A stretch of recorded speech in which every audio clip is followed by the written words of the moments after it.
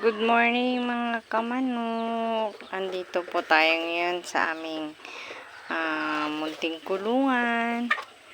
Meron po tayong 26 heads na mga cage free. Wala po silang cage, parang lang po, bahay lang po meron sila ganyan.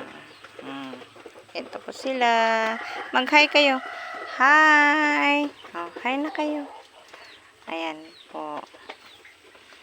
So, ganyan lang po. Tapos, bubuksan. Ayan, mababait po sila. Pasok na, pasok. Ayan po, ayan. So, ito po yung kanilang inuman. Ayan. The antibiotic. Diyan po. Ayan lang po ang lagayan ng pagkain. Yan.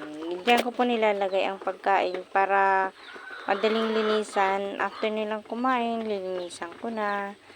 Ganon. O, ganyan. Para madaling linisan po kasi pagka ganyan lang. After kain, linis ulit. Tapos lalagay ako ulit. Ito po yung kanilang sahig. Tapos may kortina. Opo, may kortina po ang bahay ng aking manok. Kasi nga po, dyan sa likod ng mga kortina na yan, ayan po, dyan po sila nangingitlog. Sa ngayon, may isa, dalawa, tatlo lang po silang itlog. Pero, sa ngayong oras, wala pa po tayo napupulot. Baka mamaya-maya pa po ang pulot. 23 weeks na nga po pala sila. Ay 24. Opo, 24 weeks na po. Hanggang ang pinakamaraming napulot ko po is 20.